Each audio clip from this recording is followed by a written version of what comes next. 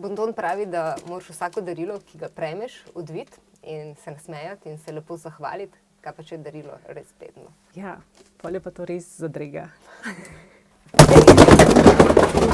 Zdravo! Zdravo!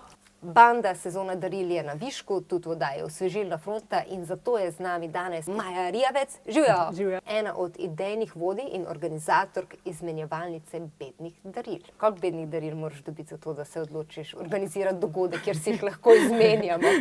Mislim, da je to celo življenje, ko dobivaš bedna darila, ne samo bedna darila, in ugotoviš potem skupaj s prijatelji, da to je res nek pojav, ki se ga je treba nekako lotiti. In na izmenjevalnici lahko prinesemo darila, ki nam niso všeč, in jih zamenjamo za neka druga darila, ki so jih dobili drugi ljudje. Ni pa treba, da kaj vzamemo. Iz tega jaz sklepam, da nekatera darila ostajajo in to so najbolj bedna darila. Ja. Mi radi rečemo, da pač nekaj, kar je bedno darilo zame, ni nujno bedno darilo zate.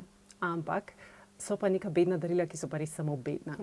To so na primer razni praholovci, te vedno zmagajo, teh je največ, razne svečke, potem okraski, skratka vse neke stvari, ki so narejene iz takih precej bednih materialov, vidiš, da se bojo zelo malo polomili, nimajo neke estetske vrednosti.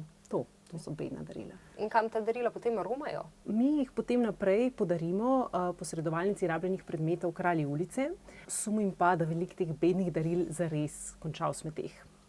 Kar je škoda za naš planet in tudi za naš žep.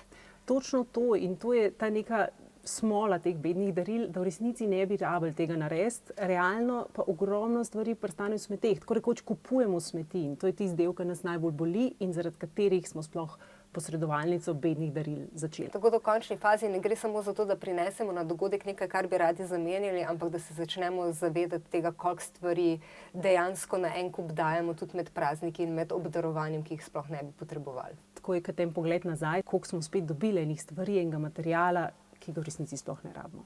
Hrčkamo. In zdaj jaz si predstavljam, grem na izmenjevalnico teh bednih daril, ker imam res eno bedno darilo, ki sem ga dobila, ampak mene je malo strah, da bom tam srečala osebo, ki mi je to bedno darilo dala. Ja. A se to tudi dogaja, ali imate kakšne varnostne ukrepe? Mislim, posebnih varnostnih ukrepov za to ni, se je pa to že zgodilo. To se je meni zgodilo, ko sem prinesla eno darilo, ki mi ga je dal oče, ki se je potem tudi pojavil na izmenjevalnici.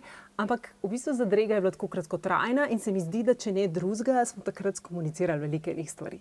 Da pač, ni nujno nekaj podarjati samo v imenu podarjanja. Ampak kaj naj pa potem podarimo? Mogoče moramo razmišljati širše. Darilo je tudi nekaj, kar mogoče ni nujno zavito v papir. To je lahko, čas, končno je čas najbolj vredna dobrina, ki jo imamo, ali pa neka, super kosilo, piškoti, hrana je sploh fenomenalno darilo. In kdaj je naslednja izmenjevalnica? Zdaj vsi dobivamo darila, zagotovo bo kakšno takšno, ki nam ne bo všeč. Tako je in po novem letu, že januarja, bomo organizirali novo izmenjavo bednih daril. Kdo so ljudje, ki ponavadi hodijo na izmenjevalnico? Predvsem ljudje, ki razmišljajo širše o tem, da v bistvu ne želijo nekaj, kar so dobili nujno vršiti stran, ampak se jim zdi, mogoče pa to še komu prišlo prav. Mogoče to, ljudje, ki se zavedajo in jim je mar. Darila so ena taka delikatna stvar, ker nam je že težko, ponavadi jih nekam pospravimo potem v omaro, če nam niso všeč in podobno.